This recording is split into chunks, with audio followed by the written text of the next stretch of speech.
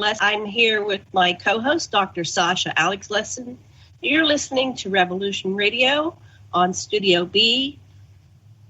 Our producer is Thomas Becker, also known as the Mad Painter, and our guest tonight is Barrie Gellis. And I'll tell you a little about Barrie.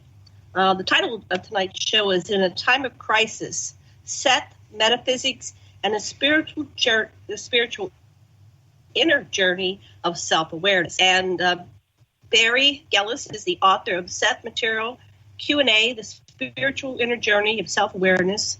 And he's an original Seth Class member, and he answers your questions. So on the aquarianradio.com website, I have a lot of pictures and a longer bio about Seth and his work with the Seth group. When he's going to explain what that is, what that means, what that was about, and what it means today. Dr. Lessin, you want to say anything before we bring on Barrie? It's very interesting. Your name, I sort of trip out on it, Seth. It's Barrie.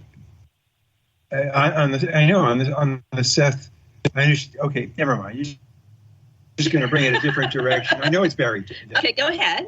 Well, okay. It's basically Seth and Sirius were brothers, and they were sons of Marduk or Ra, and Seth was jealous because Osiris had the plot where the Nile flows into the Mediterranean. It was greener and more better. And so he and Shamgaz, head of the Nephilim, or the Igigi, invited... this has got nothing to do with that Seth. Yeah, that's not this Seth. Seth.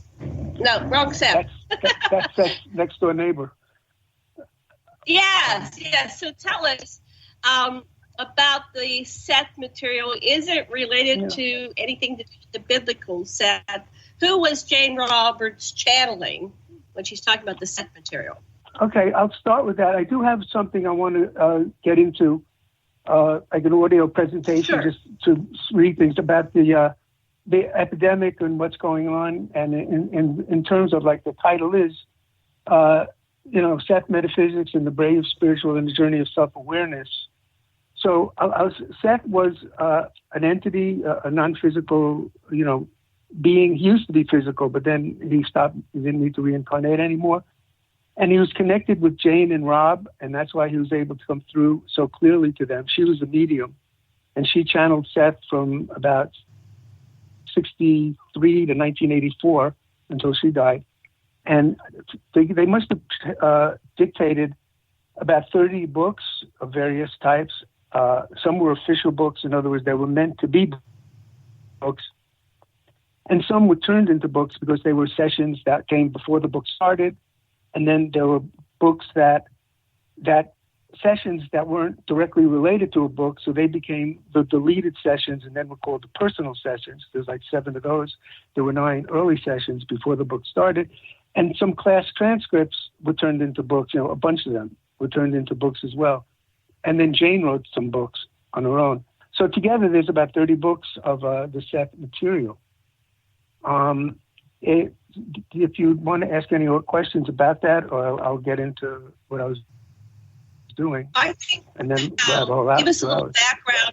Yeah, background for our listeners, and then we'll generate some questions from that. And I did want to address what you're talking about in a time of crisis. So I know you had something prepared for us. So go ahead, and then we'll take notes, and we'll interject and ask you questions. Okay. So then I'll start at this point. And I'll start. It doesn't all go through. I start, and then there's a break to talk, and then it continues. So anyway, as Janet said, the title of this show is called In a Time of Crisis, Seth Metaphysics and the Brave Spiritual in the Journey of Self-Awareness. So to begin, there are some brief Seth concepts that I first need to clarify and discuss.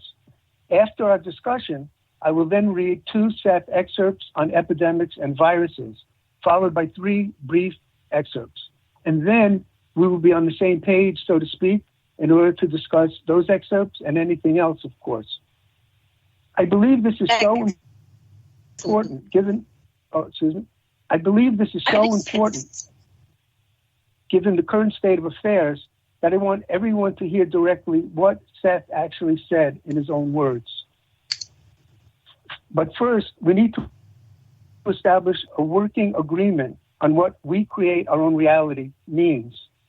It simply means that we attract the people and events we encounter based on our thoughts, beliefs, emotions, and expectations.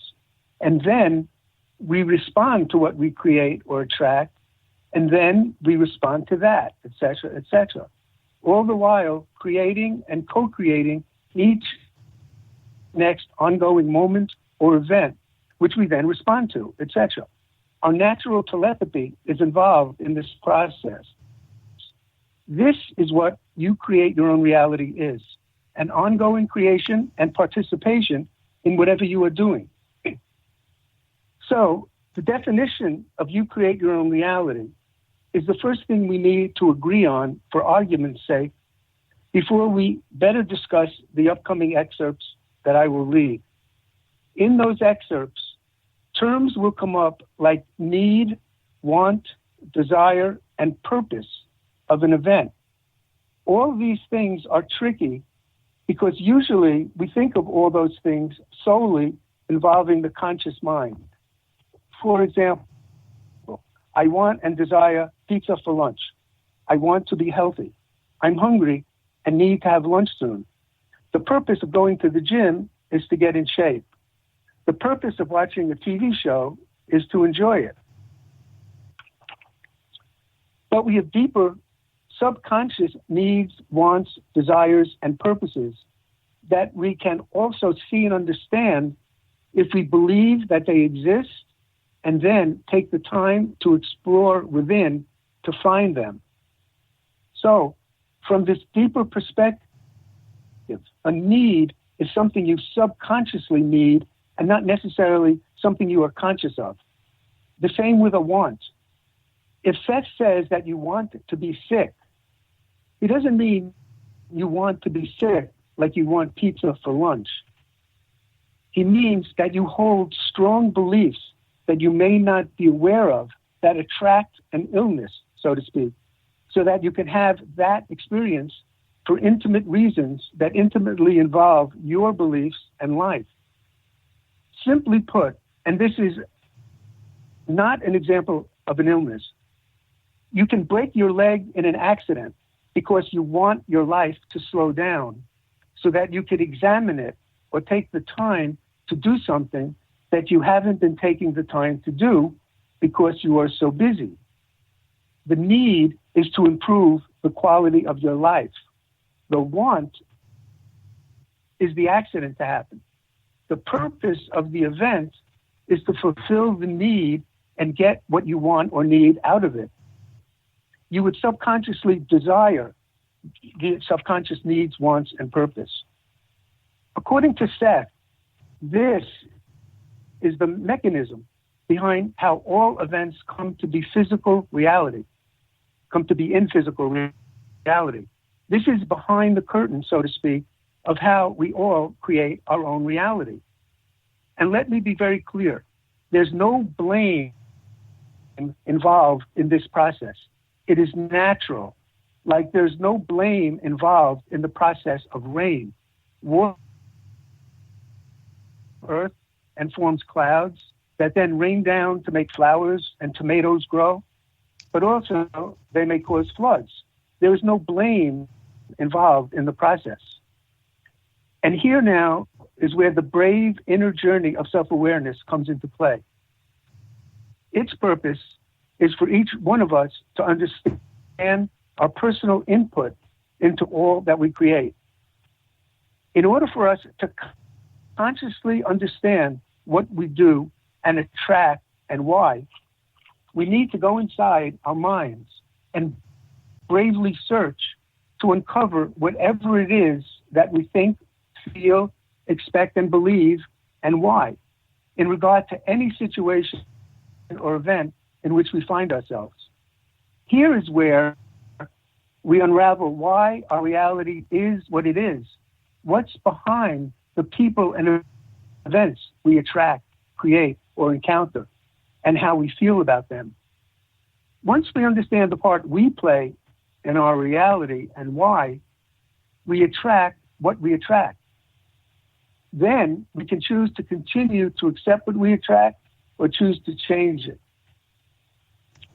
All those potential answers are found via the brave inner journey of self-awareness. We go within and let within bubble up to the conscious surface. It is ultimately not very complicated to find these things because they are you and they are within you. You just got to look for them. This inner journey simply involves understanding or knowing yourself and what you think and feel about something and why. To find these answers, you can use whatever method works for you. You can meditate if that's what you do. You can do automatic or stream of consciousness writing. You can write down your dreams. You can do the dishes, walk on a treadmill, walk around the block, or in some free area you have. You can take a shower, and so forth. As you start this process, you will find that your mind is always working. There is constant, nonstop input and response to everything you see and think about.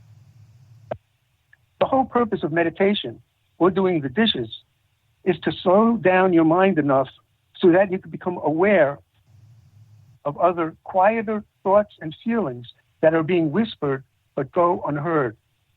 These are always there too, right below the surface of your conscious mind. Now, you want to allow them to bubble up to your conscious mind so that you can hear them. Here you will discover the beliefs, thoughts, feelings, expectations, and emotions behind the events that you find yourself in and the people you attract to populate them. To reach this state of inner awareness, you want to stop reacting to your immediate environment.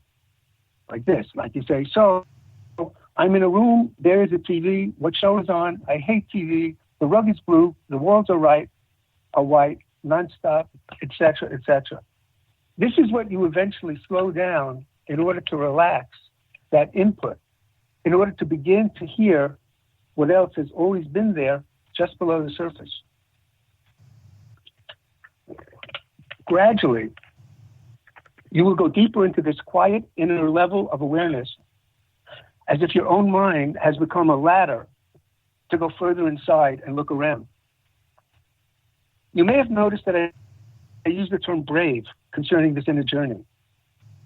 It takes bravery to have the willingness to face and deal with what you find inside, and then respond to it honestly, even if it makes you uncomfortable.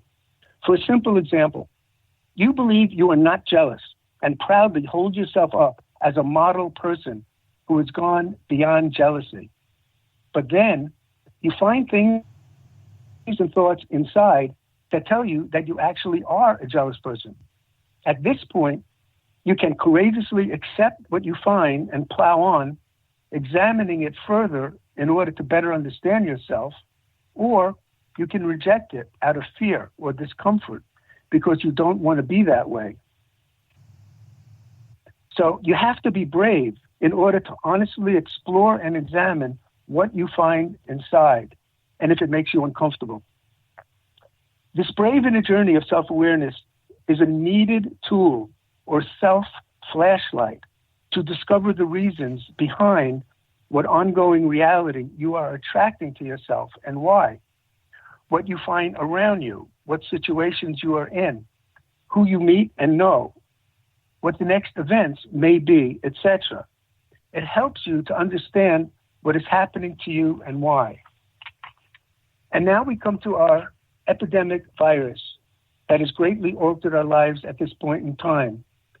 And so we ask, in light of all I have just said, why did we attract this situation? There are individual, unique, intimate answers to this, as well as mass societal group answers. So now is the time to look at the Seth's explanation in his own words as to what is behind epidemics and many viruses.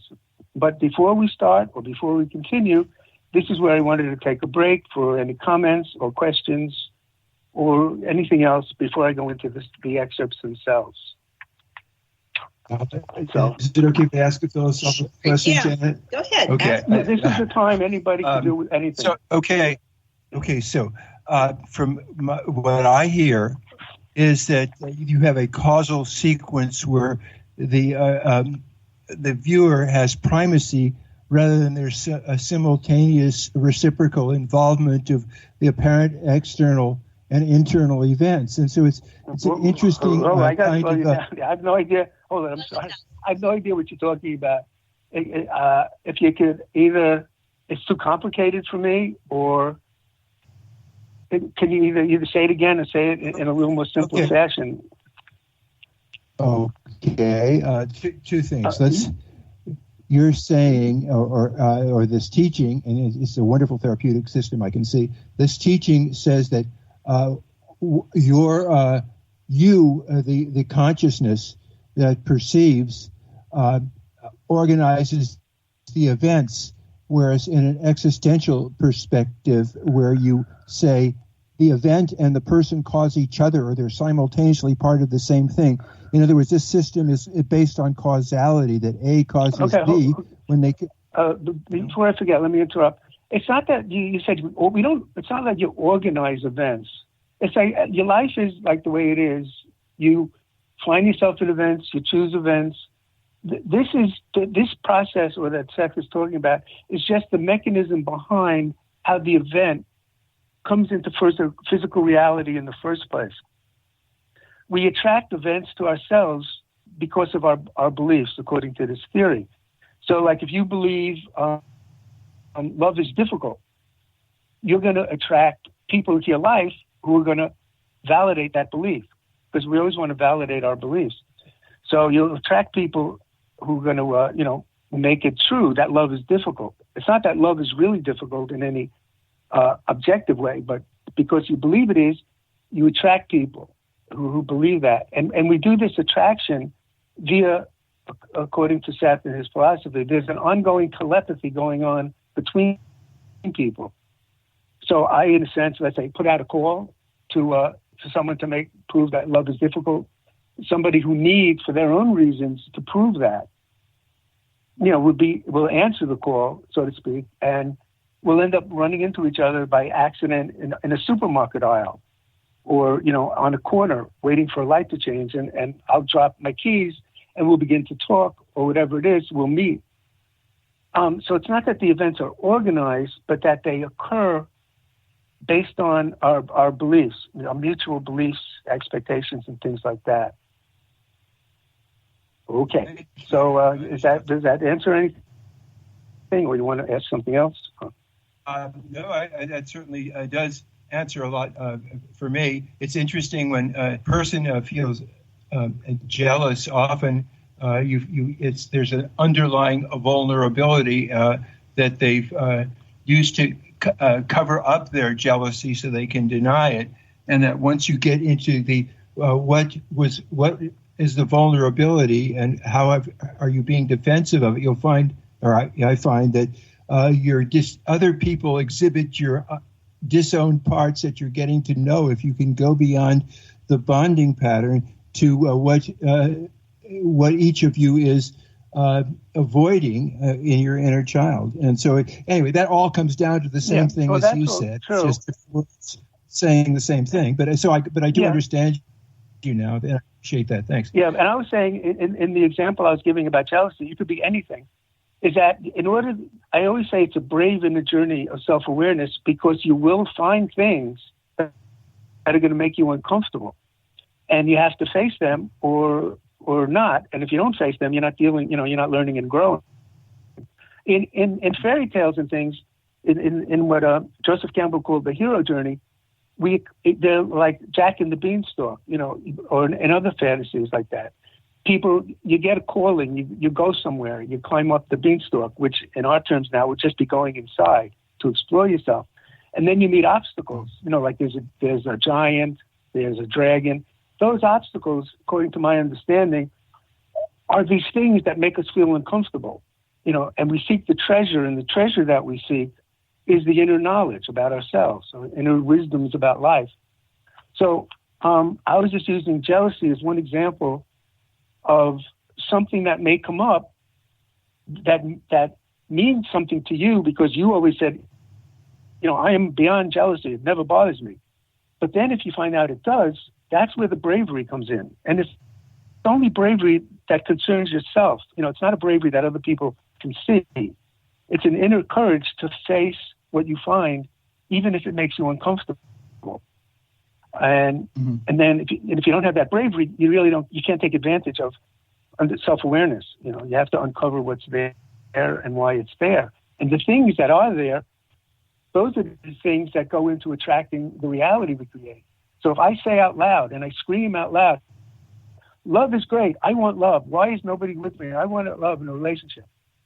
If I have a deeper, stronger belief that I'm not even consciously aware of, that love is difficult and dangerous, that's the one that's going to operate. It's not the loudest conscious belief. It's the strongest belief, the most powerful belief, which could often be, in the subconscious. But those are the things that attract the reality we create, via telepathy, according to this theory of you create your own reality. And that's that.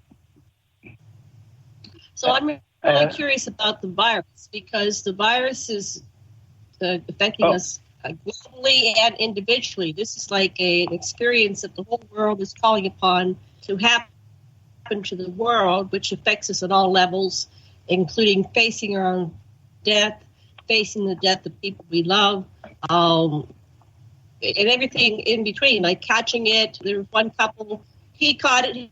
He had one minor symptom, and yet his wife was in bed for 3 weeks, fighting for her life. So that seems to be kind of like law of attraction action. Well, one person might not have any symptoms, another person will die, another person will fake death. Go ahead. Yeah, this is a perfect lead-in, because the next thing I want to read, these are the Seth excerpts, which are directly, it's amazingly, it could have been written today, but it is directly on the viruses, epidemics, and it really comes from a fascinating, that's too weak a word, it comes from an amazing, it gives an amazing viewpoint and explanations to it. So this is what I'd like to read next. This is and then we're done with the readings. Excuse me? What year was this written that you're going to read right now? So these were written. I'm going to read this.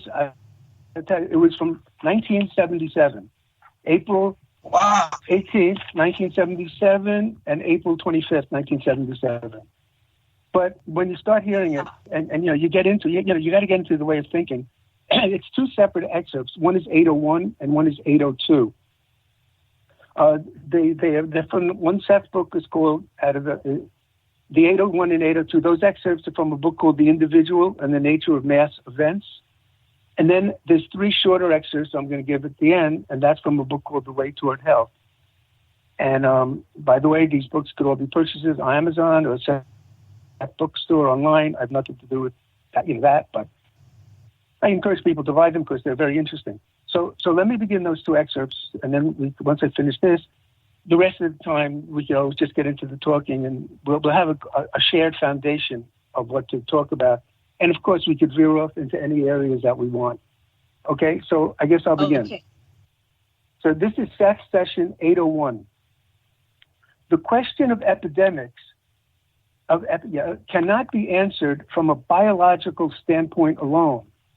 It involves great sweeping psychological attitudes on the part of many and meets the needs and desires of those involved, needs which, in your terms, arise in a framework of religious, psychological, and cultural realities that cannot be isolated from biological results. I have thus far stayed clear of many important and vital subjects involving mass realities because first, the importance of the individual was to be stressed and his power to form his private events. Only when the private nature of reality was emphasized sufficiently would I be ready to show how the magnification of individual reality combines and enlarges to form vast mass reactions, such as, say, the rise or overthrow of governments, the birth of a new religion that sweeps all others before it, the mass murders in the form of wars, the sudden sweep of deadly epidemics, the inexplicable appearance of periods of great art or architecture. An epidemic, for example, serves the purposes of each individual who is involved, while it also serves its own functions in the greater species framework. When you consider epidemics to be the result of viruses and emphasize their biological stances, then it seems that the solutions are very obvious. You learn the nature of each virus and develop an inoculation, giving each member of the populace a small dose of the disease so that a man's own body will combat it and he will become immune. The short-sightedness of such procedures is generally overlooked because of the definite short-term advantages. As a rule, for example, people inoculated against polio do not develop that disease. Using such procedures, tuberculosis has been largely conquered. There are great insidious variables operating, however, and these are caused precisely by the small framework in which such mass epidemics are considered. Now, no person becomes ill unless that illness serves a psychic or psychological reason. That is why many people escape such complications. In the meantime, however, scientists and medical men find more and more viruses against which the population must be inoculated. Each one is considered singly. There is a rush to develop a new inoculation against the newest virus. Much of this is on a predictive basis. The scientists predict how many people might be attacked by, say, a virus that has caused a given number of deaths.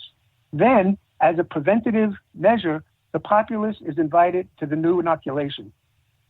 Many people who would not get the disease in any case are then religiously inoculated with it. The body is exerted to use its immune system to the utmost, and sometimes, according to the inoculation, overextended under such conditions. Those individuals who have psychologically decided upon death will die in any case, of that disease or another, or of the side effects of the inoculation.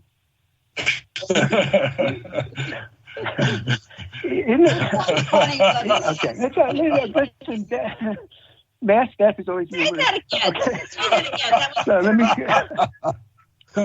One more time. Anyway, I'll continue. Inner reality and private experience give birth to all mass events. Man cannot disentangle himself from the natural context of his physical life. His culture, his religion, his psychologies, and his psychological nature together form the context within which both private and mass events occur. Dying is a biological necessity, not only for the individual, but to ensure the continued vitality of the species. Dying is a spiritual and psychological necessity, for after a while, the exuberant, ever-renewed energies of the spirit can no longer be translated into flesh. Inherently, each individual knows that he or she must die physically in order to survive spiritually and psychically. The self outgrows the flesh. To some degree, academics serve the sociological purpose of providing an acceptable reason for death. This does not mean that such individuals make a conscious decision to die in your terms, but such decisions are often semi-conscious. It might be that those individuals feel they have fulfilled their purpose. Before life, an individual decides to live. A self is not simply the accidental personification of the body's biological mechanism. Each person born desires to be born. He dies when that desire no longer operates. No epidemic or illness or natural disaster or stray bullet from a murderer's gun will kill a person who does not want to die. The desire for life has been most flaunted, yet human psychology has seldom dealt with the quite active desire for death. In its natural form, this is not a morbid, frightened, neurotic, or cowardly attempt to escape life, but a definite, positive, healthy acceleration of the desire for survival, in which the individual strongly wants to leave physical life as once the child wanted to leave the parent's home. I am not speaking here of the desire for suicide, which involves a definite killing of the body by self-deliberate means, often of a violent nature. And here comes the second quote that follows. It's session 802. Individually, each victim of a virus or epidemic was to one extent or another a victim of apathy, despair, or hopelessness, which automatically lowered bodily defenses. Not only do such states of mind lower the defenses, but they activate and change the body's chemistries, alter its balances, and initiate disease conditions. Many viruses inherently capable of causing death in normal conditions contribute to the overall health of the body, existing side by side, as it were, with other viruses, each contributing quite necessary activities that maintain bodily equilibrium. And I made a note here to myself. I said, metaphorically, this reminds me about how most of the time all animals, like all viruses, get along side by the watering hole. Only does the added stress condition of hunger trigger discord. Okay, but now back to Seth. First, I'm going to take back to a sip of water. I'm at the watering hole myself. Okay, just took a sip of water. And I will continue. Back to Seth. If certain viruses are triggered, however, to higher activity or overproduction by mental states, they then become deadly. Psychically, they may be passed on in whatever manner. Physically, they may be passed on in whatever manner is peculiar to a specific strain. Literally, individual mental problems of sufficient severity emerge as social mass diseases. The environment in which an outbreak occurs points at the political, sociological, and economic conditions that have evolved, causing such disorder. Often, such outbreaks take place after ineffective political or social action. That is, after some unified mass social protest has failed or is considered hopeless. And my note to me here, this reminded me of the failure of the Mueller report, of the impeachment, of trying to get Trump's taxes. To me, all these group failures added to the psychology of the country, and it gave us a feeling of this hopelessness that Seth is talking about. Anyway, that's my opinion, that's my note. But let's let Seth continue. Wow. Just go back here. I'm going to go back to the last sentence before I interrupt. It says, often such outbreaks take place after ineffective political or social action.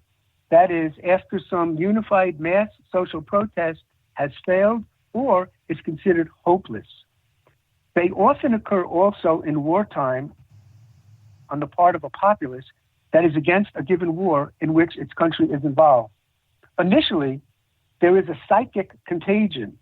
Despair moves faster than a mosquito. or any outward carrier of a given disease. The mental state brings about the activation of a virus that is, in those terms, passive. Despair may seem passive only because it feels that exterior action is hopeless, but its fire rages inwardly. That's the fire of despair rages inwardly. And that kind of contagion can leap from bed to bed and from heart to heart. It touches those, however, who are in the same state only. And to some extent, it brings about an acceleration into which something can indeed eventually be done in terms of group action. Now, if you believe in one life only, then such conditions will seem most disastrous, and in your terms, they clearly are not pretty. Yet, though each victim in an epidemic may die his or her own death, that death becomes part of a mass social protest. The lives of intimate survivors are shaken, and according to the extent of the epidemic, the various elements of social life are itself disturbed, altered, rearranged, like the social distancing and all that. Sometimes such epidemics are eventually responsible for the overthrow of governments or the loss of wars. There are also even deeper biological connections with the heart of nature. You are biological creatures. Your proud human consciousness rests on the vast unconscious integrity of your physical being. In that regard, your consciousness is as natural as your toe. In terms of the species integrity, your mental states are then highly important. Despair or apathy is a biological enemy. Social conditions, political states, economic policies, or even religious or philosophical frameworks that foster such mental states bring about a biological retaliation. They are like fire applied to a plant. The epidemics then serve many purposes, warning that certain conditions will not be tolerated. There is a biological outrage that will be continually expressed until the conditions are changed. Even in the days of the great plagues in England, there were those smitten who did not die, and there were those untouched by the disease who dealt with the sick and dying. Those survivors who were actively involved saw themselves in a completely different light than those who succumbed, however. They were those untouched by despair who saw themselves as effective rather than ineffective. Often, they roused themselves from lives of previously unheroic situations and then performed with bravery, with great bravery. The horror of the conditions overwhelmed them where earlier they were not involved. And my note to myself, to me, this is like all the healthcare workers, the delivery people, the people working in supermarket and the food plants. That's who that describes to me. Seth continues, the sight of the dying gave them visions of the meaning of life and stirred new ideas of sociological, political, and spiritual natures, so that in your terms, the dead did not die in vain. Epidemics, by their public nature, speak of public problems, problems that sociologically threaten to sweep the individual to psychic disaster, as the physical materialization does biologically. These are the reasons also for the range or the limits of various epidemics, why they sweep through one area and leave another area clear, why one in the family will die and another survive. For in this mass venture, the individual still forms his or her private reality. In your society, scientific medical beliefs operate, and a kind of preventative medicine mentioned earlier in which procedures of inoculation are taken, bringing about in healthy individuals a minute disease condition that then gives immunity against a more massive visitation. In the case of any given disease, this procedure might work quite well for those who believe in it. It is, however, the belief and not the procedure that works. I am not recommending that you abandon the procedure when it obviously works for so many, yet you should understand why it brings about the desired results. Such medical technology is highly specific, however. You cannot be inoculated with the desire to live, or with the zest, delight, or contentment of the healthy animal. If you have decided to die, protected from one disease in such a manner, you will promptly come down with another, or have an accident. You have your own medical systems, however. I do not mean to undermine them. Yet, throughout your history, no man or woman has died who did not want to die, regardless of the state of medical technology. And that's the end of the long excerpt. I have 3 brief ones I want to give, and then we could just talk until we fall over, because that's what we want. Okay. That was a lot of information. Yeah, I'm just going to read these 3 short ones just because they fit in, and they are brief. And these are from 1984, by the way. So, first quote: remind yourself that any situation can be changed for the better. Remind yourselves constantly that the most favorable solution to a problem is at least as probable as the most unfortunate solution. Remind yourselves also that despite all of your worrying, the spirit of life itself is continually within your experience and forms your physical body. Okay, next quote. Many body events that you think of in your society as negative, certain viruses, for example, are instead meant as self-corrective devices, even as fever actually promotes health rather than impedes it. Many diseases that seem to be spread by viruses or contagions are related to the problems of society. And when those conditions are righted, the diseases themselves largely vanish. You will discover that so-called diseases perform certain services. They fulfill purposes for you that you may believe you can achieve in no other way. And now the last one. One of the greatest detriments to mental and physical well-being is the unfortunate belief that any unfavorable situation is bound to get worse instead of better. That concept holds that any illness will worsen, any war will lead to destruction, that any and all known dangers will be encountered. Society would be much better off if man labeled multitudinous levels of physical health rather than dignifying negative concepts by giving them names and designations. And that's it. Just I want to mention all the Seth quotes. They're all copyrighted by Laurel Davy Butts, who's the wife of the late Robert Butts, who was the husband of Jane Roberts. And all Seth books could be purchased on Amazon or the Seth bookstore online, and I encourage people to buy them. And now let's unleash the dogs of further discussion. That's it. Okay. Wow. Okay, that was a lot to absorb. Sasha, you first. True. Oh, well, we have 5 more shows to do on it.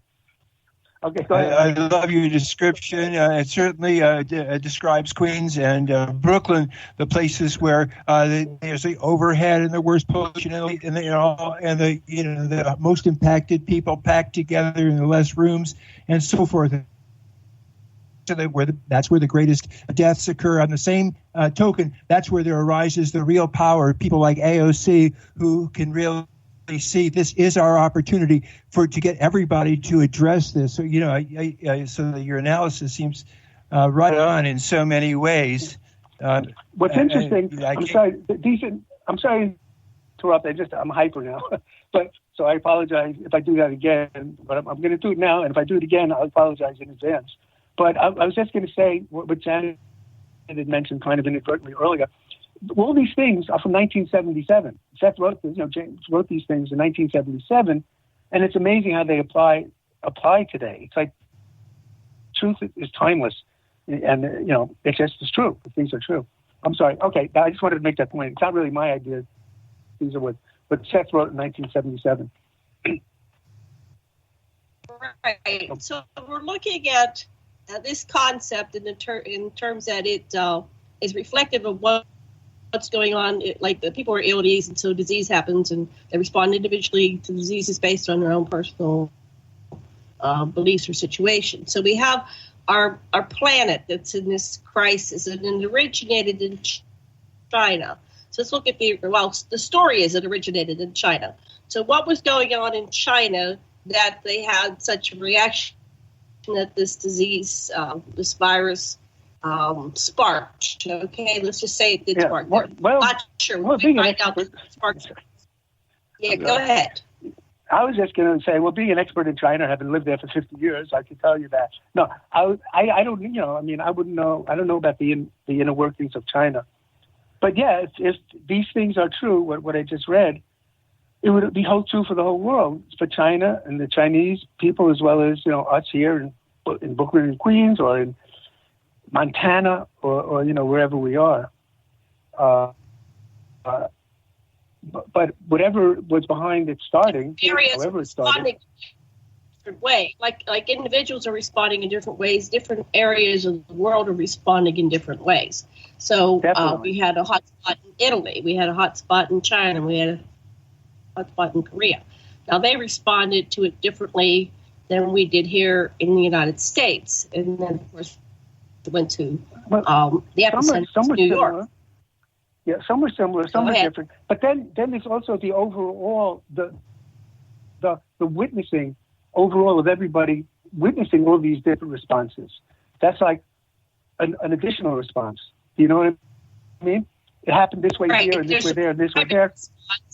And then as a people, as humanity, as Earthlings, if we didn't have like the internet and a global society, China might have their responses, and it goes on for quite a while. The news went around the world, but like in the Spanish flu, it did go around the world. It was slower because it was based on the newspapers and the press how it was then.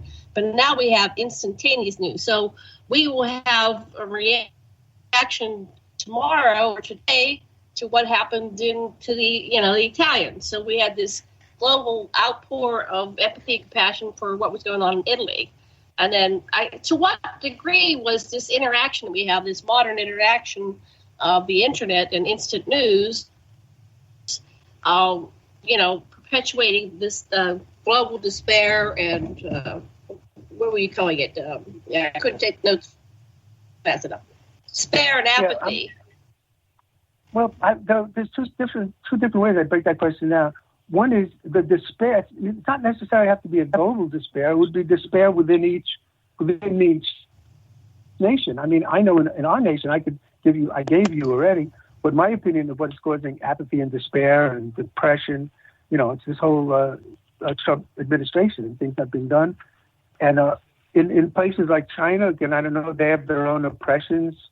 In Italy, I'm sure they all have their own problems. But what I was going to say.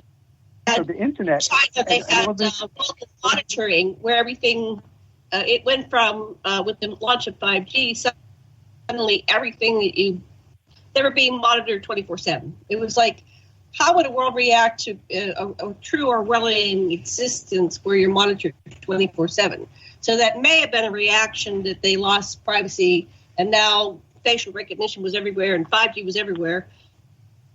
They're being monitored 24/7. Now here in the United States, there's a lot of despair over our political situation. Like you said, the Mueller report, the failed impeachment, the whole process of the political, what we had with the debates. That was kind of, very painful to watch. Everybody fighting each other, on and on.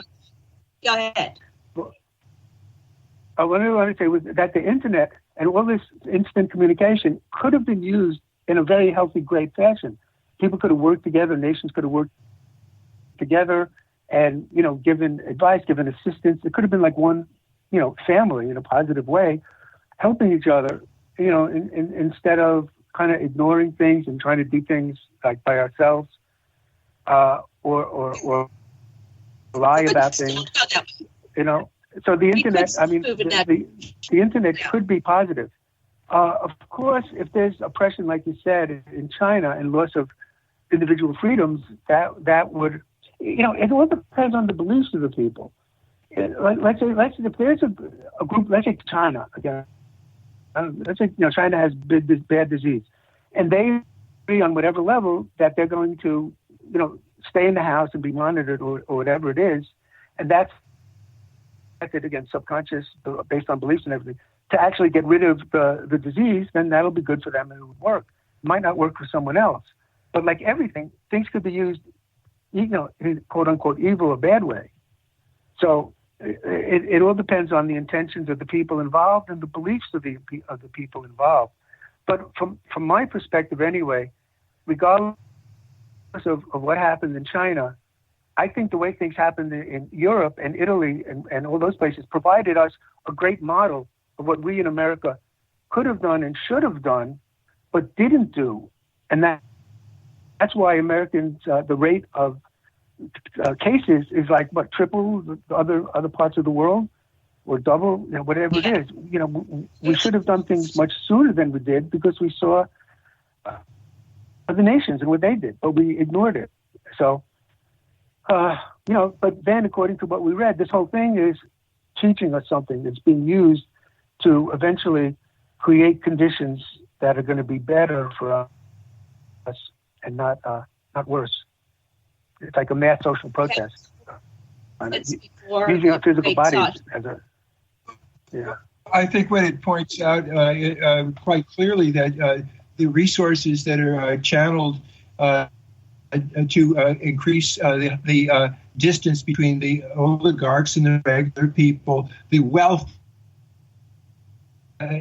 was distributed in such a way that we're forced to examine the entire system in a way that hasn't been done in a long time since FDR and his people did that. It's time to do that again. I think this is one of the things that becomes apparent. Yeah, it needed to be done until what we have now going on. It's like I woke up one morning and we became a third world nation. We don't have enough supplies. There's not enough doctors. There's no room for this and that. Again, in my opinion, the rich just got so much of our money, and all the tax breaks went to them that when this happened, now there's no money left for people. The federal government is paid for. The states pay the federal government. We own the federal government. So the idea that the federal government is withholding help from the states is something that, I don't see how people could not be outraged by that. How Democratic politicians and Republican politicians and newscasters should be screaming, what are you talking about? The federal government is us. We own it. We pay for it. The reality so that anger is really what's fueling the possibility of the system reorganizing or destroying itself. That it's the wealthy who have the army of lobbyists who make sure they're the ones that whenever there's a crisis, then more money is given to the wealthy who then buy their own stock back and not to the workers or the consumers. And so the truth is that the super wealthy control the country, and there is no democracy. And angry, that's why people are examining the situation and saying we will do better than this. And it's both despair, but it's also the fire of what's underneath anger is the need for effective action. And that's what I think is being triggered. That's one of the good ways it could go anyhow. Right. And action is the way you counter depression and fear and despair. It's by taking action. Those things do go away. It's when you don't take action, when you just feel, hopeless. That's what I think is behind according to Seth also, which I agree with, that would be behind, diseases and the epidemic. It affects the body's chemistry, so it makes us more susceptible to diseases when you're apathetic and depressed and things like that.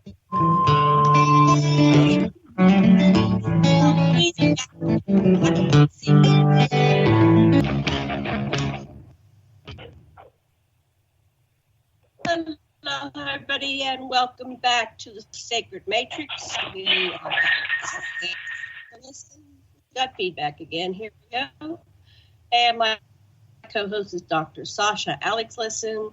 You're listening to Revolution Radio, Studio B. Producer is Thomas Becker, also known as Dad Painter, and Barrie Gellis. Before we get back to Barrie and his wonderful interpretations on this set material, I'd like to remind everybody to please go to the donation button on revolution.radio and go up to the tab at the top left and make your one-time donation, or go to the Patreon button and make your recurring donation. We do thank you very much for your donations because you help us pay the bills and keep the lights on. Dr. Lessin, what would you like to say before we get back to the second half of our exciting show? Well, I'm sort of tripping out on a model that has the entire universe is integrated, that everything that happens anywhere in it affects everything else, and it's a holographic universe with fractals of everything that there is and isn't in us, and we're in everything too. And so it's this Seth material is making me think a different way, which is that we're attracting certain things, and that our will or our intention is critical to the situation too. And the more I think about it, the more, your intention is manifest in what you get. Welcome back, Barrie. Yeah, I was going to say, what's the most important are the beliefs. Your will, if it's just the surface will, like you say, I'm gonna meet somebody today, I'm gonna do this, or I'm gonna do that. It has to be in harmony with your beliefs. If you have a conflicting belief, it's not going to work out, whatever it is. Like if a person wants to be rich, but is always poor and then wins lotto, let's say, and then they go through the money in a month, and then they're poor again. The beliefs, you have to have the beliefs in play, in harmony with what you want. And the beliefs are inside you. You just have to be aware of what they are. So you have to examine yourself. It's not the loudest conscious belief, but it's the strongest belief. It could be the loudest conscious belief, but it could also be a deep subconscious belief that is only a bare whisper now until you discover it. There's a whole other level. It's built into want. Wants are counterfactual. What you want, you ain't got. What you want to avoid, you ain't avoiding. So that it's the need, which your system goes after really neatly, that you have to examine the need to understand where you're coming from with your want. And I just wanted to say also that beliefs, when we come into form, we enter into a system, be it our society or our parents or culture or religion, whatever, and that starts our indoctrination into a belief system. But on some level, I guess we're choosing to come into that belief system, into our initial programming, and during the course of life on a, subconscious level to a conscious level, you choose what you are choosing to believe or be in alignment with and what you rebel against. So a lot of people come in and they might be raised Catholic and then they rebel against it and they go join a commune or whatever. So how does Seth address those things? Like, are we choosing this from lifetime to lifetime? What part is programming? Yeah. What part is us at the highest level? According to Seth, we choose the birth situation. We choose our parents. They choose us. We all meet beforehand. So you choose, again, subconsciously. You don't choose it like you choose wanting pizza for lunch. There's not even pizza where you choose it from. The before life, well, there might be pizza, but you choose where the family you'll be born into in the family situation, according to what you believe you best need to learn in this lifetime or experience. But and it also might not just be, your needs or thing. We're connected according to this theory. There's like a soul, let's say, and it sends out different personalities in different time periods, or it can even be the same time period. And each lifetime learns, and we all learn from the other lifetimes. So when we die and then choose to come back, we will pick a situation or a family that fits whatever we decide on the other side, what we need to learn. So we would choose a family that has a specific belief system that we will first take on as our own. And as like for a simple example, it's not that simple. A person could choose, I'm putting that in quotes if you could see my hands, to be born into an abusive family. And they might choose that because in another lifetime, everything was given to them. And they had no idea of the value of things, of their own worth. They didn't feel any worth. Everything was given to them. So they felt they needed the experience to get this feeling of self-worth from themselves instead of just being given to them from the outside. You're so great, you're so wonderful. They realized it has to come from within. So that one possibility in that case would be born into a home, in which case you really have to fight to discover or remember your own value and self-worth, and it all comes from within. So I'm just giving that as an example of what I'm talking about. So you choose the family situation according to what your needs and wants are from the perspective of the before life. Like that would be like Seth's take on that. My take on it too. So I want to revisit this virus, because this virus is reflective. We are the epicenter of the entire world, the United States. We have more cases than anywhere else. We have 764,000 as number one compared to 198,000 number two. So we're many times the second society on this planet, second country. So we must be in great despair collectively to have to be the epicenter of the entire world. Right, I think so. I would say so. Yes. And, on the everyday physical level, it's occurring because when the things about the virus first came up, Trump called it a Democratic hoax. People didn't take it seriously. The actions weren't taken that could have made it, so much less. That's on the surface, the physical level. Then on the deeper level is what, with the despair. Part of that inaction does cause all the despair. Yeah, I think there's a lot of despair going on in America. Unfortunately, there's still poverty, racism, a lot of unhappy people.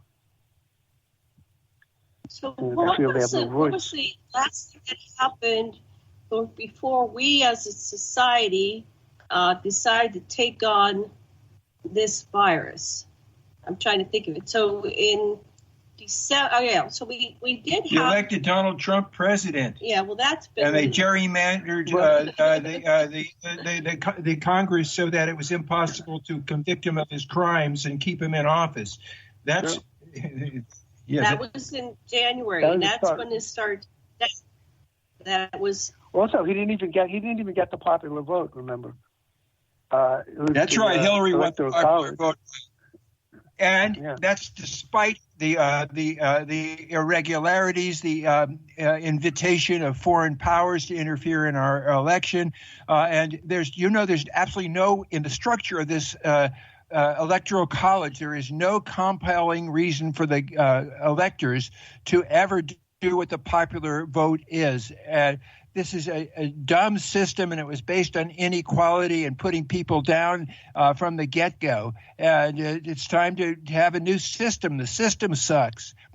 Right. Yeah, well, just get rid of the electoral college. That'll do it. Have a popular vote. What a unique idea. Absolutely. That would help immensely, and we're very close to having a constitutional convention. And it's also it is within the grasp if enough states go for it. And now people are becoming clear on what's happened to their society, how it's been bought by big business like J.P. Morgan and Facebook and the like. It's no longer for the people; it's for the shareholders, not the stakeholders. And ordinary workers and consumers and the general public are no longer stakeholders. It's only about shareholders and especially the company bosses. Yeah. And for the entire planet, I'll just say one thing and I'll pass it back to you, Barrie. For the entire planet, there's great despair because it's apparent that, they looked at the United States as the model that's going to work for the world, but none of these political models work. Dictatorships, Capitalism sucks. Yeah, capitalism. So the role model for the world is now failing. And so the great despair is, what do we do with no system? None of them are working, and everything's falling apart. So I guess it's an opportunity for people to bail off spaceship Earth and go to the next lifetime. But what can possibly come out the other end? It's like we have to restructure at a higher level. Yeah, back to you, Barrie. Sometimes if you want to fix a road, you have to you break it apart first and then you repave it. So when you break it apart and you stop, it looks like it's in much worse condition than before you started to fix it. But if you break it apart and you repave it, when you're finally done, you do have a better road to travel on. So that's my metaphor about this. So what does Seth say about the restructuring? We have this absolute chaos. This is the worst that that we've seen since the Spanish flu. I guess that took a huge percentage of millions of people died in the Spanish flu. We're not sure. This is only a couple months into it. That lasted 2 years. At the end of that, there's several million people dead. So does the Seth material address what happens on the other end? How do we come together with this ultimate despair to, as a collective, restructure? Well, let me go. I'm going to go back a bit, and I'll get into that. One of the major purposes or messages, I'm going to answer that, but I need a little background first. One of the purposes and messages of the Seth material, the overall, is kind of is like the first thing is called the secret, and everybody kind of knows about that. So that you create, you attract, you create your own reality. You attract what your beliefs are. That's what's known as the secret, but it's really only half the secret. The other half of the secret that's found in the Seth material is when you are creating your own reality, you are to help and not harm others. So that's the full secret, as far as I understand it. It's to create your own reality, but in the process, you're to help and not harm others. Now, this is naturally done because, according to the Seth material, we are all innately good, loving, and compassionate. So it ends up being joyful to help others. It's joyful to act in harmony with your nature. So that's one of the reasons why they say, and it says a lot different times, you got to do what's fun. It doesn't mean, you do what's fun just because it's fun, but you do what you enjoy because it'll eventually lead, as you get closer to your authentic self, it'll lead to helping and not harming others. And because if you help others because someone tells you have to and it's your responsibility, you get a resentment and you get mad at the people you're supposed to help, or you get mad at yourself for a failure. But if you could just see it as it's natural to help and not harm others, and it's fun, it's enjoyable. And getting back to what you said, the way out of this, and in order to practice. So one of the things, when you learn that you create your own reality and help and not harm others, according to the Seth material, after that's learned, you no longer need to be in the reincarnational cycle. You move on to other realities. You don't have to be a human anymore, let's say. You move on. But in order to learn to be in touch with your nature, you do need people who have problems. You need people who are suffering. How do you practice compassion if nobody's in need? So one of the reasons, not the only one of the reasons we need people in need is so we could help them and we could practice being in touch with our own nature. And this is getting back to your question, Janet, would be how we would get over this would be continuing to help, which would continue to open up ourselves to our nature of love, compassion and goodness. We would do it because we feel good about doing it. Also you want people to do it for you, this and that, but that's more on the surface. The way out of this is people, in my mind, are people helping each other out of it. People like taking care of each other. People disregarding the negativity that comes from certain segments of society or government, and people listening to their own nature. Seth calls it being spontaneous. You have to be spontaneous. And people would misunderstand that and would say, what do you mean spontaneous? I can go around and throw rocks through this and do whatever. No, being spontaneous actually means acting in harmony with your nature. So anyway, that would be how I think we can get out of it, is by helping each other and awakening up, using the term people use today, being awakened, waking ourselves up to our own nature of goodness, compassion, and love.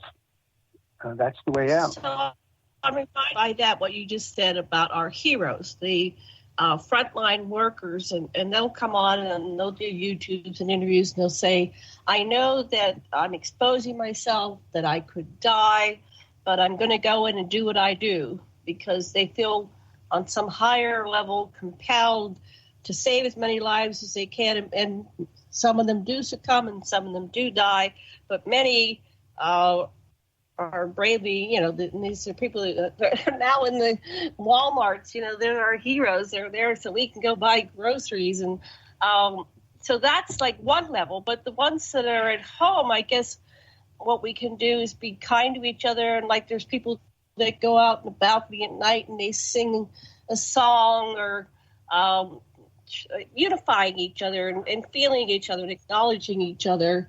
And in each moment deciding to choose love instead of something that harms or has potential to harming another.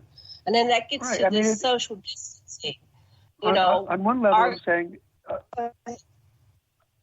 I'm sorry, it's like one person at a time, things change. So everybody can't go out, be nurses and doctors, obviously, and don't want to. But we're not like living alone in a separate bubble. You're with your friend, your family, if you have a wife, a husband, or a child, you be kind to them, be helpful. It's just giving a way. Remember my example, I said how you could break a leg in order to slow yourself down and to maybe do something you want to do. In a kind of metaphorical way, being isolated in the home is slowing us down, and it's giving us a chance to focus on helping others and thinking about others and working together and enjoying others.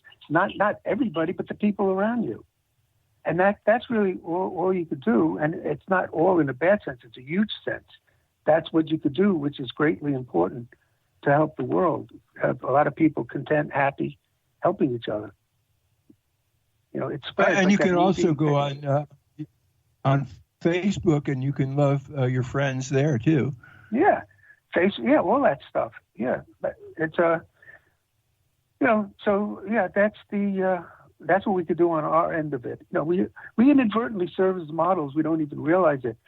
By being nice to someone, just that action of being nice makes the person feel important. Oh, look, he's nice to me. I must be important. Somebody witnessing that, would say, wow, that's a good thing to do. I'll be nice also. We have effects that rippling out, both negative and positive, but now in the positive I'm talking about, that we're not even conscious of or aware of. Things we do and say to others could have long-lasting effects, hopefully positive. When it's negative, it's like PTSD and it's things like that. But when it's positive, it's things that really make the world a happier place. So what does the Seth material say? Okay, so the Seth material is addressing, of course, previous pandemics, and up until, it started in 1977. They were addressing it in 1977. Yeah. What do you think Seth was referring to We're talking about those pandemics and that period of time and before that. Yeah, because it's a different. The Seth material, the Seth material isn't here to address. The Seth material isn't here to address viruses and epidemics, and just that's it. It's the concept. This was the book about mass events that he was writing, and it was how he started it. He was talking about mass events, and viruses and epidemics, is a mass event. I'm sure there are other reasons why he picked it, but the concept, the mechanism behind it, would be true, in the stuff that happened with smallpox with the 1400s or 1600s, whenever that was, the Spanish flu, the ones that came afterwards, SARS, and I don't know the name. I don't really focus too much on these diseases. But the mental process. I'm saying that the mental processes behind it, behind the curtain, are going to be true regardless of if it was 1600s, 1400s, or now. So Seth here is just talking about how these things come about and what brings them about. It doesn't matter on one level. It doesn't matter what particular epidemic or virus you're talking about. But his material wasn't just to address viruses. He was just using that as an example because this one book was on mass events, because another book was on personal reality. And then after you understand you create your own reality and stuff like that, now you can talk about mass events and how you play a part in that. But I don't know specifically. I don't think there was an epidemic or something going around then. I think at some point, what was it? Okay. What was it that thing? What was it after that? It was that war. There was a war, the George Bush War, the first one, and it was called, I forget. People were coming home and they called it some disease that had to do with the Mideast. But I don't think that was 77. Do you remember that at all? Yeah. When people were retreating from Kuwait, they used the Gulf War one. They used depleted uranium. And they shot everybody that was going down, and so the whole area is contaminated, and babies are deformed from that day. It's radioactive, and our soldiers were all radiated too. But I think that was in the 90s, but 1990s. This is 1977. But in any case, it just totally fits today. I was when I re-looked at it, I was surprised how. The degree, because Seth doesn't often talk about politics and governments, but here it played such a crucial part. And that's why I didn't want to paraphrase it. I wanted everybody to hear exactly how we said it, because it's much more powerful coming from the source itself. So what else would you like us to know about this material? I'd like to know a little bit. I'd like to know more about Seth. About obviously sure. Roberts is brilliant genius Claire writer, but tell us about Seth. Yeah, well, as I said, Jane Roberts was great and very smart and stuff. Seth is supposedly this non-physical. He called himself a personality essence. He had many different lifetimes and then didn't need any more lifetimes, and so he was able to come through what they call come through Jane. Jane and was a medium. I mean, she didn't know she was a medium, but she started doing research on ESP. She wrote science fiction and poetry, and she was doing a book on ESP. And she didn't really believe in reincarnation itself, but we thought it was a great concept. And they were practicing on a Ouija board to study these different things. And Seth started to come through the Ouija board. And then she started to be able to speak the words instead of just moving them around the letters. But Seth said the only reason he was able to come through so clearly was because of his reincarnational connections with not only Jane, but Rob, that all three of them came from the same oversoul or soul or whatever you want to call it. And it was because of that connection. Seth said that the material he gave to Jane can't be any more pure on this level. It has to be somewhat distorted coming from the non-physical level to the physical. But because of that connection, it came through as pure as possible from one realm to another. And so then, and Jane, they didn't just accept this. This was in 63, and, these mediums and stuff were like in carnivals and stuff. And, she thought maybe she's going crazy. Then she saw some doctors. They conducted for years different numbers of experiments, like what's in the envelope and just different experiments. They could be found in what's called the early sessions. The first official Seth book is called Seth Speaks. And let's just say it was session 500. They started recording all the sessions from the very first Ouija board connection.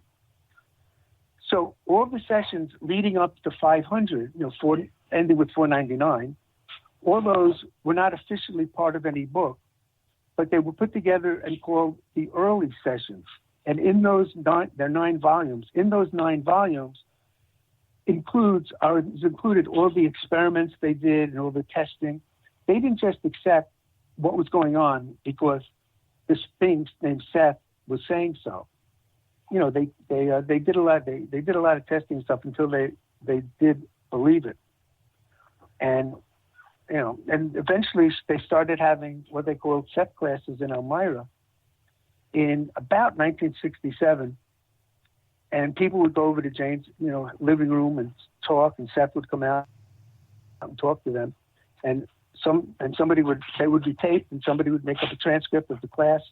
And then the next week, the transcript would be handed out. People would, read the transcript and talk about stuff. And then Seth would come out again, back and forth. And I joined the classes in about 72 and stayed for about a year. I'll explain why I left later if you want. But these classes, they call them classes, so I'm using the word classes. But it was nothing like classes. It wasn't like a school, or there weren't desks. There weren't really assignments. People just went to Jane's living room, and the lights were on. It wasn't any kind of spooky stuff or anything. People smoked, drank, cursed. There was brought wine, and it was very active like that. And when Seth came through, there wasn't any kind of jerky motions or anything. Jane wore glasses, and she would take off her glasses because she didn't need them. Seth didn't need the glasses. So as soon as the glasses came off, everybody knew, well, Seth's around. And everybody got quiet, and we all listened to what Seth had to say. And then we could ask questions, and he would answer them or not. The reason why I eventually left class was because the message I got ultimately was, you don't have to ask me questions. You already have the answers inside you. By asking the question, you're telling yourself you know the answer. And if I answer your question, you're going to get only half the answer, but you're going to think you have the whole answer. So after that was my personal message over a period of time, walking down the steps, leaving Jane's house, I decided, I'm going to, I'll stop going to class and I'll start asking myself all these questions. And, let me just ask, did it occur to you to say, tell me about X, Y, or Z instead of, to make a imperative suggestion rather than a question? Well, he did stuff like that, I think, all the time. It was very open. You could ask or suggest anything you want. Like, I remember one thing we were talking about, we came from New York, and this was in Elmira, so it was a 5-hour trip each way. It was Tuesday night, so we drove 5 hours. We got there from 7, it ended about 11, then we had some food, and then we drove home and got home like real early in the morning. So it was a real interesting ordeal that my friends and I did. We were called the New York Boys in the books written about class. Sue Watkins, Jane's friend, wrote some books about Seth Class. So so it was a big. I ended up moving up to Elmira for a few months just to avoid those trips. Actually Sue was moving, so I moved into her apartment.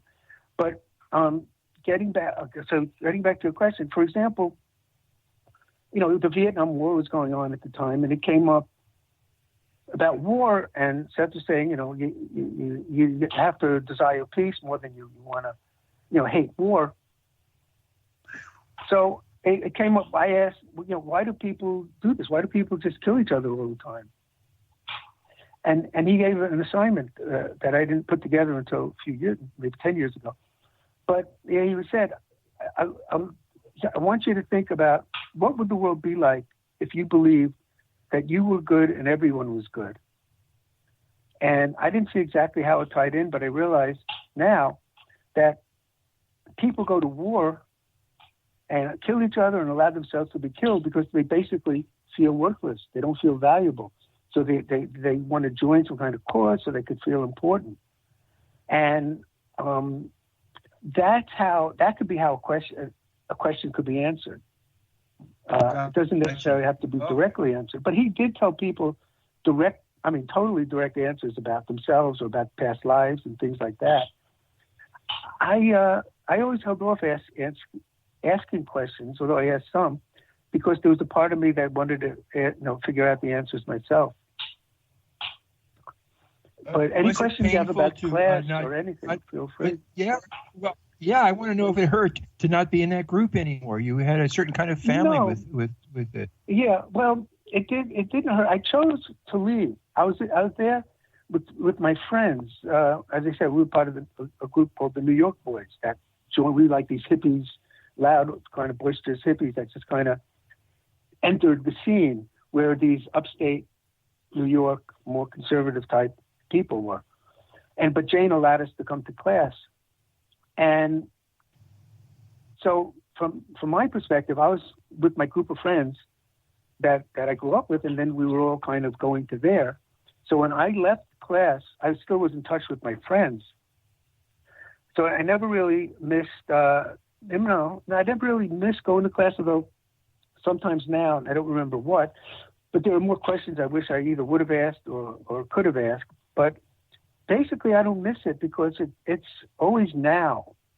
And whatever was going on then is going on now. The same things within each of us and within myself is still going on. I was on, I don't know if you want, not a spiritual journey. That's a highfalutin term for somebody who's interested in his own life and thinking about these types of things.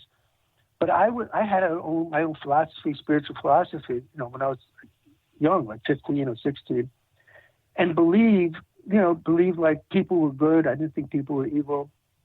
And when the Seth material came into my life, came along, those ideas fit right in to what I was already believing. So it helped fill in the dots. It helped strengthen some ideas and everything.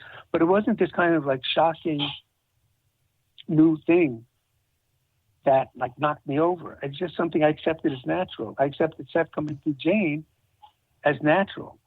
It just seemed natural. And so I was really interested in your background. You had this spiritual base to begin with. Back in the 60s and 70s, we were being indoctrinated in traditional religions. So what was your background that you were open-minded like this? I don't know. I mean, I could tell you my background. I don't know how it relates to being open-minded like this. I mean, some things we are born with, we choose to be born with. I was in Queens, New York. My family, I call them Hitler Jewish. That is, they didn't really practice being Jewish, but if they were around when Hitler was around, it would have been taken away. I did get bar mitzvah, but we never went to shul. My parents felt I should get bar mitzvah. But again, I wasn't interested in any kind of formal religion, and then the only time I would think of myself as Jewish would be when it came to thinking about the Nazis. Otherwise, I was just, and I came from a neighborhood, everyone was Jewish practically. And there was no indoctrination from my parents about that. They were just, nice people, and they didn't pressure me about things like that. I started writing poems when I was 15. I've written about 4,000 poems. And when I came to class, I also read some poems there, and Seth referred to me as a poet. But what prompted me to go inside and write poems, I don't know what prompted me, but I did. And even when I was 7 years old, I remember I put the Everly Brothers single, I think it was Bye Bye Love, and whatever was on the other side. And when I was 7 years old, I typed them up as lyrics, because I wanted to read them as lyrics, like as a poem. So this poetry thing was in me, I would say, right from the start. And it's connected to this inner journey, the spirituality, or whatever you want to call it, which it has always been there, still in there. And because I write so many poems, I have a whole bookshelf, the 4,000. I put them in binders. You bend them open and you can put a paper in them and then you close them. But I put them in binders in chronological order by the year. So there's like 2 shelves of them, but they serve as a kind of, poetic journal of my life. So I never really lost touch with myself because I realized that some people, you do things when you're a teenager and then you grow up a little bit and then you get a job and you stop thinking about what you thought about and you're not connected to yourself in that way. You're connected to new things that are coming up and you lose touch with the older things. But fortunately, in my opinion anyway, in my case, the poetry allowed me to keep in touch with myself. So I was able to see where I was coming from to grow and develop and see the connections and all that. That doesn't answer the question where it all came from, but it answers the question that you didn't ask, I guess, how it developed and continues. So I would say I was just born with it for whatever reason. So you came in with this inner poet ready to document your life. So you're still writing poetry to this day? Do you write like one every day or one every week? I'm still writing poetry all the time. I did put out that one poetry book I mentioned to you. It's not online, but it's called Outside is a Secret Key. It has 100 poems in it. And I intend to, I really want to put out, 10 more books, 40, because I have, like I said, these 4,000 plus poems. Not all of them are, in my opinion, good enough to be published, but a great deal of them are. And when I look at my poems myself, I'm, sometimes it's amazed. I say, wow, that's a great poem. That's interesting. Like something from 1977 or 1992. And I keep wanting to put them together, but I haven't stopped writing at all. And so that continues to happen. It's just my way of thinking now. It's a way, you remember, wasn't it Joan Rivers? I saw a show, an interview with her or something, and she had a file box. Not a file box, but a whole shelf of file boxes, like in a library when you try to look up a book and you go to A, B, C, D, and it's a huge. She had that of jokes she wrote on index cards because that was her passion. That's what she did. She could go and she could look up a joke. I think she kept it by topic. I'm not sure. And, she showed the audience on TV. So that's what she did. What I do is I write the poems down, and other people who are involved in any kind of thing like this, they might paint, they might draw, and then some people just do things like go bowling, and they feel that passion and joy in that. So there were some other topics that you did presentation and helping and not hurting others, overlook keys, set material. Is there any connection to alien contact, the doctrine of both? Is physical reality real or not? And how deeply embedded in the Seth material is the concept of not hurting and actually helping others? So let's look at that. How do you not hurt and act? Go ahead. Let me go into the alien stuff and also what I believe about this stuff that's going on. I've always believed in UFOs. When I was 11, my friend and I, we were in Queens and we went to some kind of UFO meeting in Manhattan. It was easy to get to Manhattan. You took a bus and a subway. So UFOs was something that were on my mind back when I was 11. I was 1961. But, and I had my wife and I put together a UFO show on cable TV, local, cable TV. It was called UFOs Today, from about 89 to 94. And we had Whitley Strieber and Bud Hopkins. We had a lot of people on that were interesting. And I have copies of those shows. But in any case, the thing that, to get it back to the Seth material, Seth did mention how that UFOs were real and that they came from other time periods. They were us visiting from the future. They come from other dimensions. And that there were also actual crafts, this whole thing like that. But then there's something called Seth 2. And Seth 2 is way advanced from Seth, as Seth is way advanced from us. Okay, that's actually, but in any case, so when Seth doesn't make himself physical, So when Seth made himself physical, he made an effort to make himself physical looking, because somebody asked, this was in 1964 or something. The picture that was drawn, and this is in a book called The Seth Material, that's the name of the book. The picture that this guy drew, because most people weren't able to see it, but this guy did see it, and he was an artist, and he drew a picture. And Seth looked at the picture, as Seth, he took the drawing, and he said, that's a good depiction. That's like the best I could make myself appear on the physical plane. But when you look at the picture, it looks so much like the aliens that people talk about. So you have to just take my word for it now. But when I was shocked and surprised how much it looked like. Aliens? Like the one with the it looked like with the wide eyes. It looked like the classic alien kind of, but taller, not 4 feet tall, wearing a robe of some kind.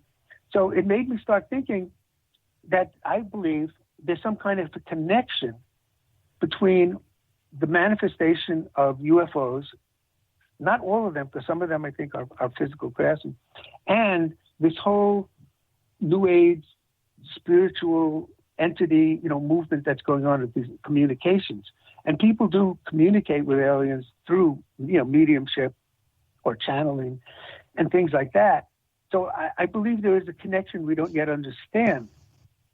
But I also believe, let's say when people believed in angels and devils, like now it's just kind of like a interesting concept, not real. But I think in those days when people believed in them, they actually created and saw them, that it was real. It wasn't like real to them like an imagination or a delusion, but you create your own reality and stuff. And I think they created beings that looked like angels and devils. They saw them. They believed in them. They were just as real as, you and I are to ourselves. And I think that was the way these beings, or whatever they are, were able to communicate. They did it through the belief system of the time. So if people believed in angels and devils and stuff, that's how they appeared. When we believe in technology. Well, before we believed in rocket ships and stuff. So maybe that's what's behind the materialization of like spaceships. That's just the best way to appear, given the belief system of the world. And and now with the computers, people are coming up with this idea of, it's a computer system. It's a, what's the word? Not hologram, but it's a simulation. Now, my opinion, and that there's wars going on. There's the good guys and the bad guys. And to me, that's just a continuation of the old cowboys versus Indian mentality that we're just projecting onto. And because of our beliefs and seeing it and making these connections, because that's what we believe. To me, it's just an old-fashioned cowboys versus Indians being brought into the 21st century. But when we talk about you create your own reality, according to the Seth Material, the process of it is that all objects around us appear and disappear every moment, every instant. They materialize and dematerialize every instant. All physical reality does. It blinks in and out or flickers in and out. So when people say, I saw something and it was flickering and it looked like a computer, a glitch in a computer or a computer this, I believe they're just translating it into the terms that they like to think about these things. But I believe that in reality, they're just seeing the actual way physical objects come to be. All physical objects are flickering in and out, are blinking in and out. So instead of thinking of it as some kind of a computer simulation, you're just seeing, for whatever reason, you're able to see the actual creation, reformation again, reconjuring up of the object, be it a ship, be it a table, a person, a TV set, it doesn't matter. All objects, including our bodies, are constantly flickering in and out of what we call physical reality. So we're here really basically half the time, but we seem to be here nonstop all the time. And the other half of the time, and outside of linear time, we're in the non-physical, and that's where telepathic communication can come in. I could choose what to say to you because in the middle of an argument, let's say, I can go inside. It would happen naturally. And you could experience, well, what happens if I say this outside of linear time? And I could follow that through for a whole year, or if I say that, and then I could blink back into the moment and say, I never want to see you again, or I forgive you. But all of that would be said, according to this theory, after examining via telepathy and inner working, examining the probabilities of what would happen if I say this or do that, and we communicate with each other because we're always in agreement. So if I'm not going to say I hate you unless you've already agreed that that's what you should say, and that's what that's what we all need for you to say. So that's where that all fits in. The flickering, I wanted to get in that whole idea of that computers and this and that. I hope no one's offended, but I just think it's silly. I mean, not silly. It's just an extension of what's been going on. It's just the latest and greatest mass belief of people to explain what this whole alien thing is about and who created the universe and all that. When I was talking about Seth 2 before, the communication that came from Seth 2 to Jane, and she couldn't get it to Seth 2 by herself. Seth kind of had to be the medium to translate Seth 2 to Jane. But the beings or whatever the creatures are that Seth 2 is, it said, whatever you want, he said that the blueprints to create physical reality in the first place came from them. Everything that they're like, they seeded our planet. So all these ideas, I think, just all come from a place that is so beyond our understanding. And we just try to come up with something because that's what humans try to do. We come up with something we want to understand. So we use the best images that we have. But I do believe, like that ancient astronaut type theories, that they were around then and helping us. And there is a Sumerian connection, but not what people are talking about. I don't know, there's something called the Sumerians. Now, in the Seth world, there's this group of non-physical beings that they call themselves Sumari. And Sumari comes through and they don't speak English. They sing songs in other languages and this and that. But the Sumari were giving information and were connected to the Sumerian group of people. But there was nothing evil about them. There was nothing bad. There was no slavery. There was no world fighting. I think all of that stuff, again, is just nonsense. It's just people taking their fears and their old beliefs and just superimposing it onto the new world. Dressing up cowboys and Indians as these creatures and those creatures. I think that the world and the universe is a positive place. There's no wars going on. Except wars we choose to create, to see, and then they may be acted out for us in some ways. I mean, if these aliens wanted to hurt us, or these beings, these creatures, they could destroy us in 2 seconds. They could basically do what they want, given the powers we assign to them. There's no need for a 1,000-year war, except on Star Trek. Anyway, that's it's all drama. Right. So Seth 2 is the like the ET, and you're saying that they created physical reality, or at least third dimension. Yeah. No, I'm not saying that quite. I'm not saying that quite. It was Seth who looked like an ET when he came through. Seth 2 was never physical. Seth 2 was beyond physical reality. Our universe, physical reality to him is like a passing moment. They didn't create the physical reality, but according to what they say, they taught us to create it. People, we in mass, have created the physical plane, and we recreate it each instant. It's kind of like, if you want, the Big Bang is occurring every moment. So they didn't create it. We created it, but they taught us in a non-physical realm how to do it. They gave us the blueprints about how to do it. And Seth also... So we're on the last 5 minutes. Sorry, what? Go ahead. We're not only Earth stock, he did say. He said we offer that we are not just Earth stock, that there are other, I don't forget now the word, places or other that are in our DNA or beings or creativity, creation. So we're not simply just from Earth, he said. So what is this concept of not hurting, helping others? We have like about 4 minutes left, so the concept of not hurting and actually helping others. Yeah, what I was saying before is that according to this theory, which I believe deeply, is that our nature is to be loving, compassionate, and good. So we're driven, we're kind of hardwired to help. And we have an instinct to do it. And when we do it, we feel good about ourselves. There's a Seth concept called violations and natural guilt that's totally misunderstood and hardly anyone talks about it. According to this, we've instilled an instinct in ourselves that's called natural guilt. All that is a feeling you get before you repeat a harmful act. There's like a pause of reflection in which you could choose not to do it again. There's something inside telling you, don't repeat that harmful act. And that's because we're innately good, loving, and compassionate. The violation that occurs is not a violation against someone else. It's a violation of our own nature. So we're violating our own nature when we harm others. And there's something inside us that does not like doing that. We come up with excuses for it. They're bad people. I'm a bad person, so I could do it. They're bad people. We always justify what we do is right. But we know on deeper levels that it's not. So we're here to harm. So it feels good to help others, and it feels good not to harm others. I mean, when someone asks me in the supermarket, like, can you reach that box for me up on top? I feel like, great. I feel so happy. You know, I help them. They say, thank you. I say, you're welcome. I move on. But things like that, that's just what brings joy to the world.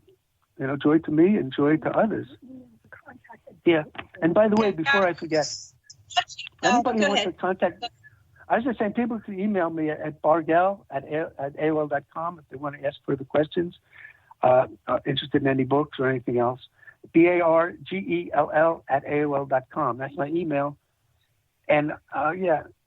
And, you know, so, okay, any other questions in the next remaining moments? I just wanted to add the concept of not hurting. I was watching Manhattan. They said that we don't know what's going on, but 70% of the military, even though there's, you know, right, saving somebody's life if they shoot at the enemy in World War II, right? But 70% miss.